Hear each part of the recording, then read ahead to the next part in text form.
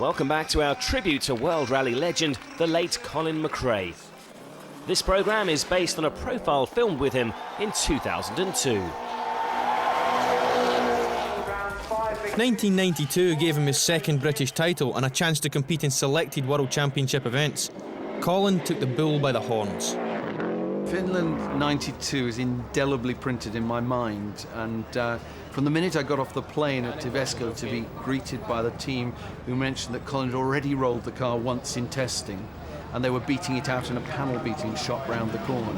Even when they pushed it into scrutineering, we couldn't push on the body panels because the paint was still wet, so they got it all straightened out. We started the rally, and then on the first day of the rally we had a fairly major accident, probably one of the biggest ones I've had, and got away with it. Sort of rolled about 7 times in through all the tree stumps, and it ended up on its wheels, and you would normally just have got out because you would have said the car was destroyed. It felt like a fairly heavy accident, but put it in reverse and started up and it came back on the road. It wasn't really looking like a Subaru anymore, but it was still going very well. And then the next day we had another off, and then rolled through a pile of trees, broke a tree in half. Got it repaired, and we had to do, I think, the last 2 stages of the day with the welding goggles on to keep the midges out of our eyes. By the third day, I was there with a sledgehammer knocking out the dents myself. The way that we were received by the people in Finland who don't normally take to foreign drivers, the way we were received, it was incredible, and I think that helped, immeasurably with Colin's career. Choose to cruise, Cruz Campo, Sevilla. It was like that with Colin all the way down the line, but he, when somebody gives their all and is so competitive, he does rally support around him. The next year saw Colin promoted to Subaru's World Championship team. The big time had arrived, but there were a few hiccups before any wins. We'll be coming to the emergency service point. We've taken a rear wheel off. Over. And Colin then was going through that frustration of thinking, what do I have to do? I'm fast all the time.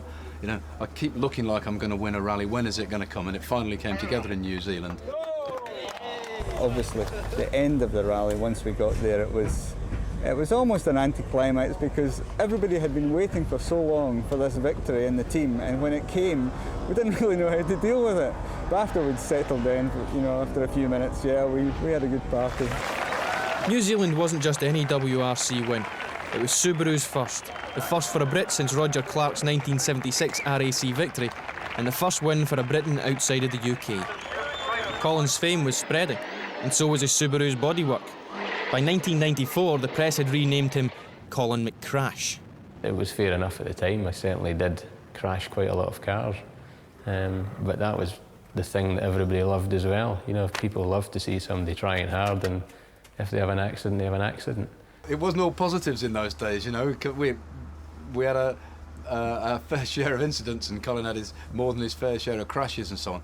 But that was the thing that, and it's true, to be fair, with most young drivers, the one thing is that they are going to go out and they are going to absolutely do their best. And in Colin's case, it wasn't just his best, it was flat out, it was on the limit. And as I say, you knew that's what the car can do. I was prepared to go a gear higher into every corner to beat someone. And generally you would get away with it. But you can only get away with it for so long when you sort of drive with that attitude. Well, at the beginning, I think he was crashing quite a lot. He was obviously pushing very hard. Somebody who drives 110%, you can always bring them back 10%. But somebody who can get to 90, it's very difficult getting from 90 to 100%.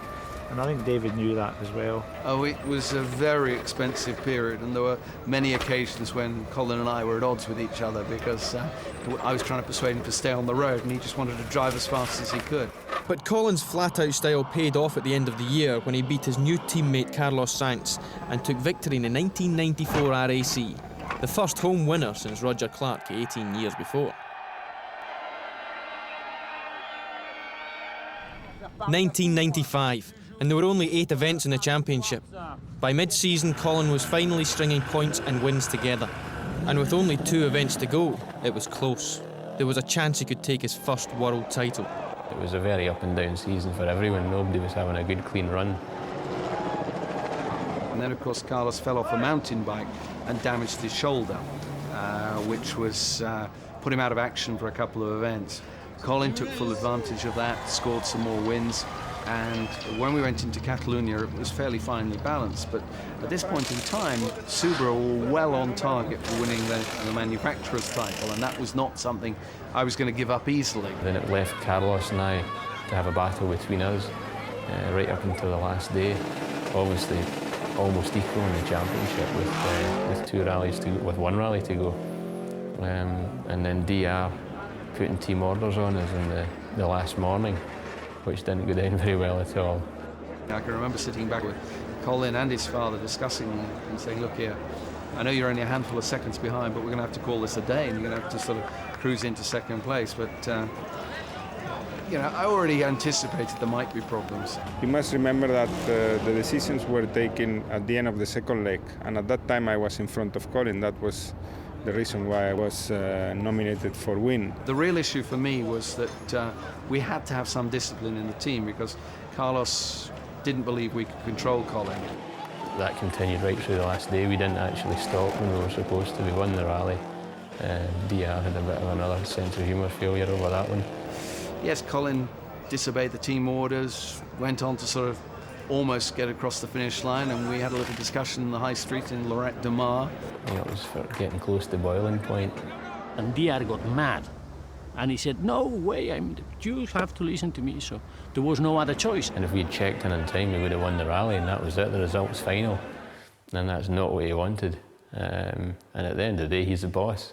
Yeah, it got to a bit of a threat like that. I had to either, if I won that rally, it would be the last rally I won, sort of thing. So sense prevailed in the end, I suppose, or the thought of not having a drive in the future made me do the thing that he wanted me to do, and that was to check in late and lose the rally to Carlos. I think that just gave Colin the extra urge on the RAC to say, right, I'm going to bloody win this World Championship. Right from Catalonia, obviously that was the attitude I had. I should be going into the RAC leading the championship, and I wasn't. And I was sure as hell I was going to do my best to win it, and I didn't ever doubt it in my mind. It was just a very blinkered approach to winning the rally, and it didn't matter what was happening around about me. There may not have been doubts in Colin's mind, but the 1995 RAC wasn't a stroll in the park. With problems solved, there was just a World Championship to win. I was at the end of the last stage, and it was probably the longest stage in the world. It felt like it, but whenever we saw him coming through, and we knew then that he was world champion. Because it all happened so quickly, it just takes a long time to sink in. But it was a great feeling that you can't really describe to anyone. You've got to be there and do it. Yes, spot on. That'll do for me, eh? Having won the title myself back in '81 with Harry, I have to say that seeing Colin win for our team and for himself was, to me, a more important moment than anything that had gone before. I was just so pleased for him. Right cheers for the new world champion! The thing that stands out is that reception at the finish. It was like a football match. The cheering, the champagne celebration was probably, I've never seen anything like it before or since. I think if you get to the top of any sport or even any job, then the satisfaction's there, and not just for Colin, for the whole family. I think probably more for my father, to work so hard with his drive, and then to work so hard with Colin and to get to the top of the sport. It was great for everybody. It was a very emotional time. It was. I can still get choked when I think about it. It was just absolutely incredible. It's then you think, the world is a big place, and he's world champion. So. British World Rally Champion is something that no one would believe could have happened, and not just the family. Obviously, they gave me great support right from the very beginning, but for everyone, the team of mechanics I had in the beginning, right through all the pro drive guys in the beginning, everybody that was involved. It's a huge team effort, and everybody deserves credit when a championship won. You asked me 3 or 4 great moments in my life, I would say that was one of them.